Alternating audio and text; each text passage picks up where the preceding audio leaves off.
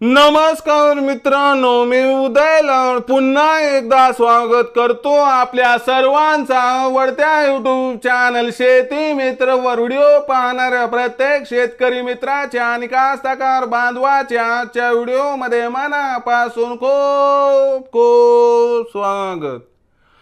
मित्रांनो, thumbnail पाहितलं, title वाचलं हो मित्रांनो, सामान्य कापूस उत्पादक कास्तकार बांधवांसाठी सर्वात महत्त्वाची अपडेट की आता 15 मे नंतर देशांतर्गत बाजारामध्ये 100% करा कापसाची विक्री।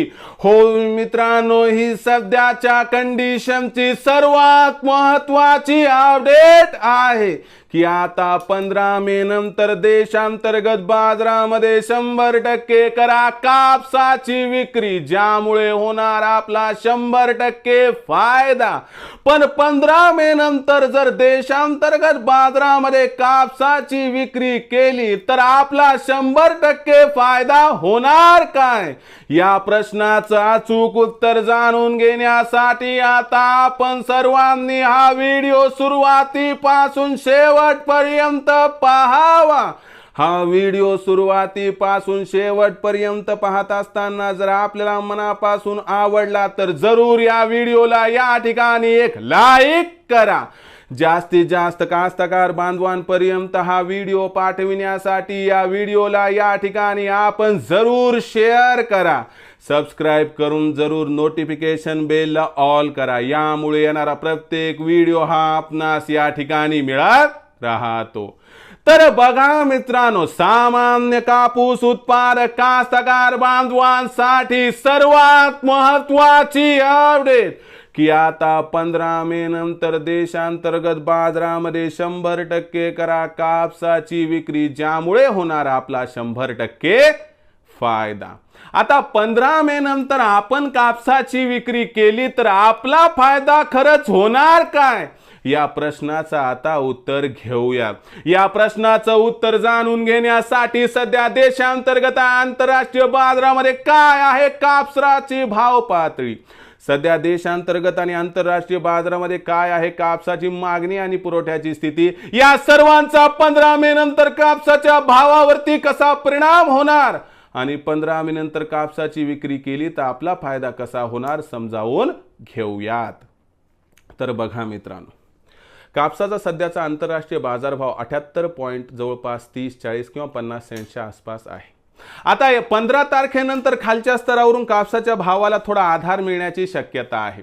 या आधारामध्ये कापसाचा बाजारभाव आपल्याला हमखास 80 सेंटच्या वर येताना दिसणार आहे आणि कुठेतरी या असणाऱ्या फायद्याचा आपल्या देशांतर्गत बाजारामध्ये अनुकरण होणार आहे आणि यामुळे आंतरराष्ट्रीय बाजारात कापसाच्या भावात तेजी आली, म्हणून देशांतर्गत बाजारामध्ये सुद्धा कापसाचा भाव 100% वाढणार आहे आणि यामुळे देशांतर्गत बाजारात जो सध्या कापसाचा भाव 7200 ते 7600 च्या दरम्यान दिसत आहे, यामध्ये सुधारणा होणार आहे।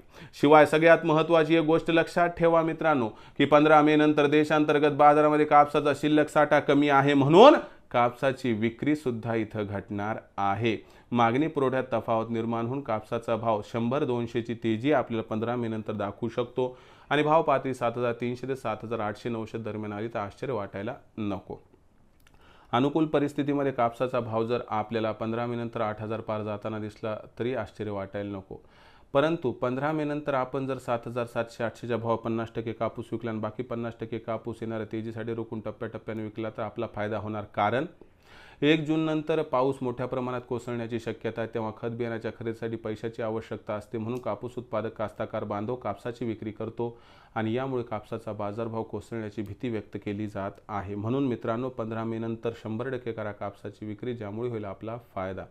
याबद्दल आपलं काय मत आहे कमेंट सेक्शनमध्ये लिहून कळवा। भविष्यात कापसाचा भाव काय राहणार याबद्दल अधिक माहिती जाणून घेण्यासाठी आपण आपलं आवडतं यूट्यूब चॅनल शेती मित्र पाहत राहा। आवडला व्हिडिओ तर जरूर लाईक करा, जास्तीत जास्त कास्तकार बांधवापर्यंत पाठवण्यासाठी शेअर करा, सबस्क्राइब करून जरूर नोटिफिकेशन बेलला ऑल करा, यामुळे येणारा प्रत्येक व्हिडिओ हा आपणास या ठिकाणी मिळत राहतो। तर मित्रांनो, अशाच एका नवीन व्हिडिओसह मी आपला मित्र उदयलाड आपल्या सर्वांच्या आवडत्या यूट्यूब चॅनल शेती मित्रावर मिळत राहील। तोपर्यंत माझ्या प्रत्येक शेतकरी मित्राचे आणि कास्तकार बांधवाच्या आजच्या व्हिडिओमध्ये मनापासून खूप खूप आभार।